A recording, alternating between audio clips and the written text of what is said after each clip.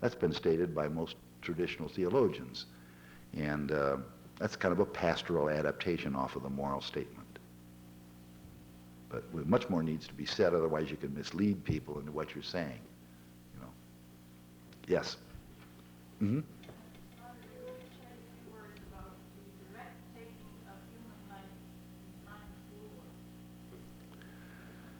In time of war, direct taking of human life in time of war. Well, a few words.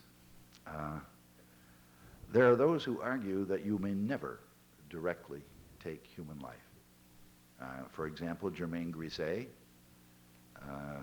presently at Mount St. Mary's Seminary, and I think John Finnis would probably hold the same thing, the English philosopher, that you never can directly take human life.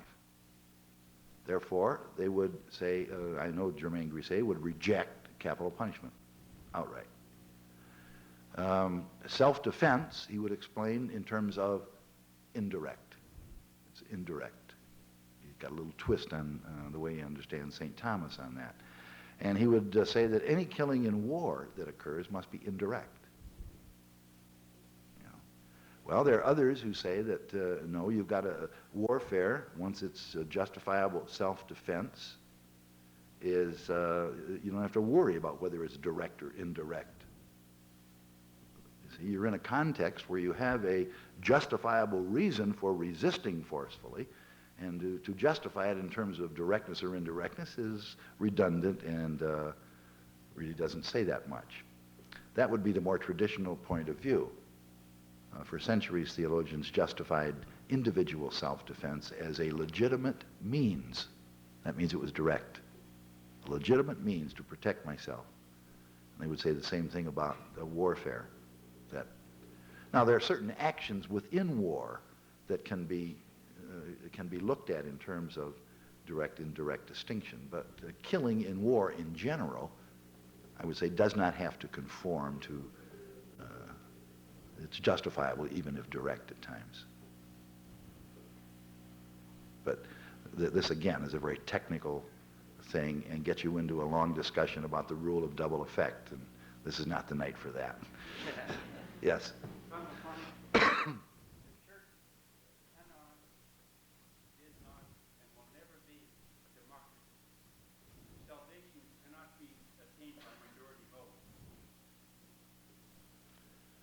I once wrote that myself, you know, the church is not a democracy, and I quickly got a letter from Andrew Greeley saying how wrong I was historically. See? You are right. No, I'm not. No, I'm not. See, there's an awful lot more consultation than we're ready to admit now in the way that... Well, it depends on what you mean by that, of course, but... yeah. Yeah, well, church is never going to do that, but... you don't necessarily mean that when you say the democratic procedures have a place in church consultations. This is what I'm hearing. Yeah, well, you know, as I say, you don't necessarily mean that, and nobody means that who talks about necessary consultation. Somebody has the ultimate say, who has the both the responsibility and the power, jurisdiction, to gather the wisdom resident in the community and make a definite statement about it. That's not a theologian, it's not you, it's the hierarchy. I didn't deny that. Next question. I want to ask, and you've been talking about context tonight and the 7 ways in which the context has shifted in our time. Mm-hmm. And I'd like to know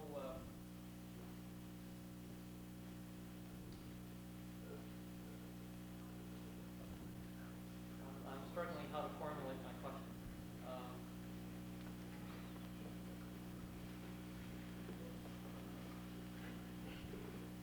We've been talking about personal,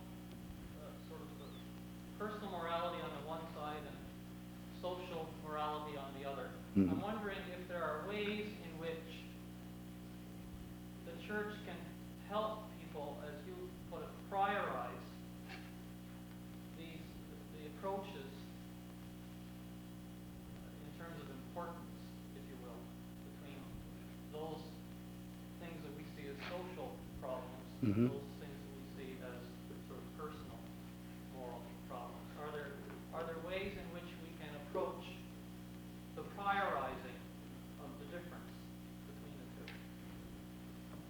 Well, I think there are many ways probably, but some that we're familiar with are, there's some powerful symbols of this. Remember when the Pope prayed at Assisi for peace with an ecumenical group? That was regarded as a very powerful symbol. And not only with regard to peace, but with regard to the ecumenical dimensions of it. There may be other, you take a person like Mother Teresa, and I think these are powerful symbols of how we ought to adjust our priorities. Now, I think probably the official church, the bishops are probably somewhat limited in their ability to do these things. We had one bishop in the United States, Bishop Topol, out in Spokane, who really lived the life of a little poverello. He did his own cooking. He had a little tiny home that was just a matchbox, and he had his own little garden with his vegetables. And articles were written on this of what a marvelous example of simplicity and poverty this was, and a kind of a countercultural statement to a society materialized and so on. Well, I had any number of bishops tell me, geez, I couldn't get my work done if I did that, So it's a little difficult for them to do some of those things that would be very powerful symbols. Now, there may be many other ways. I think Catholic universities and schools have an obligation here, as well as families. I think families can do an awful lot in the way they raise their children about what's important and what's not. At least I've seen it happen. But again, it's one of those things that you said, what can the church do? And I'm just giving you segments of the church. Mm-hmm. Yes.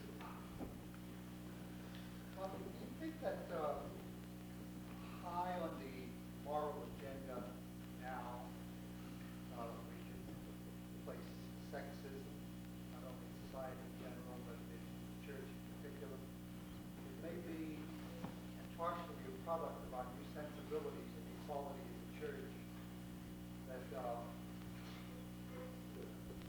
new consciousness, and we observe the suffering of women in the church Mm-hmm. as a very spectacular thing.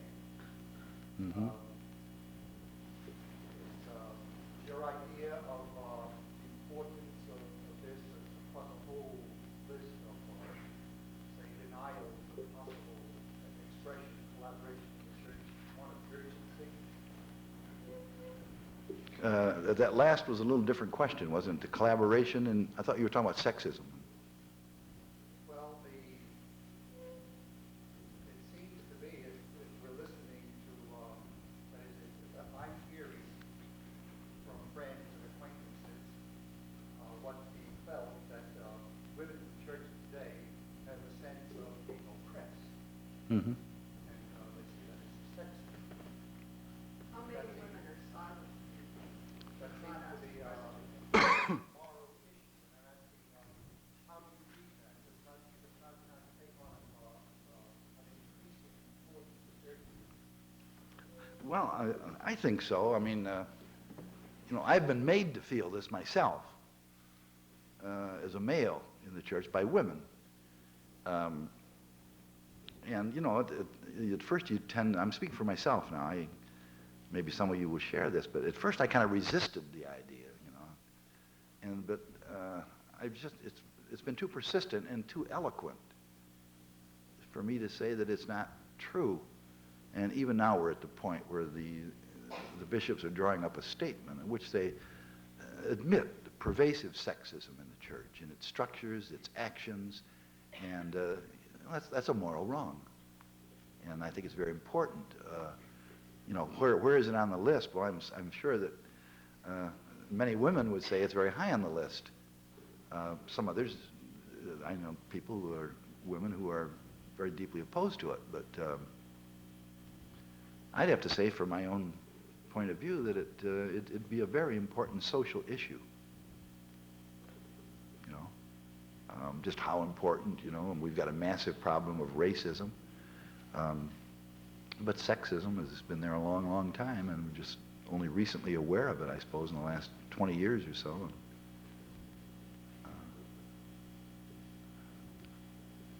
big problem is the concrete symbols of how we will rectify that.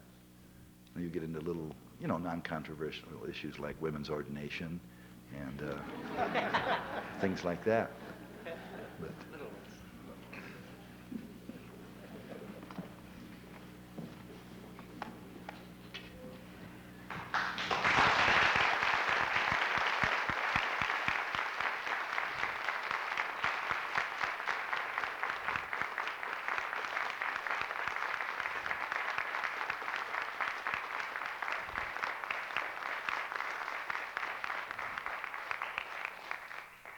I think we want to save some of him for tomorrow.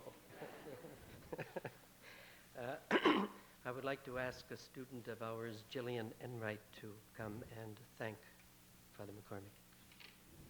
Jillian?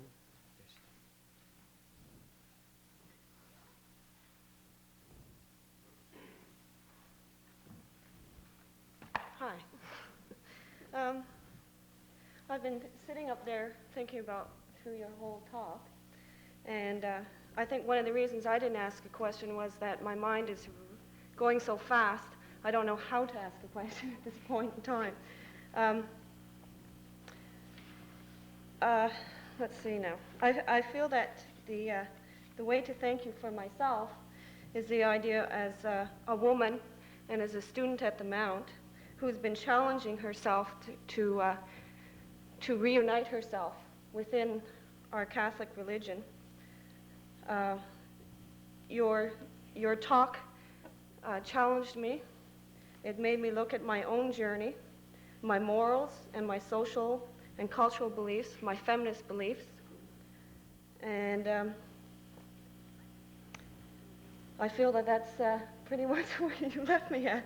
I'm going to go home with a lot of questions to myself, I think, is what I'm going to do.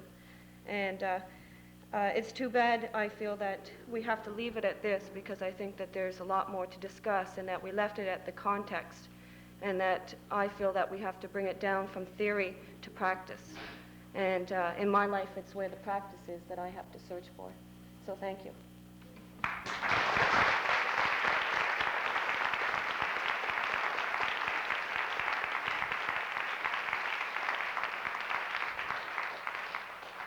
Thank you, Jillian.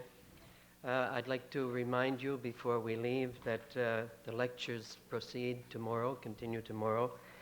We will be in a different spot, actually. This is auditorium B. We will move to C tomorrow at 10 o'clock when Father will treat the topic ambiguity and moral choice. And in the same auditorium C tomorrow afternoon at 2 o'clock, he will deal with bioethical problems in the 1990s. You are all invited, if you want to meet Father McCormick, or simply to have a cup of coffee and chew the rag, to come over in room 405, the faculty lounge, which is directly out that door facing you. Okay? You're all welcome to have a cup of coffee. We'll see you tomorrow. Thank you.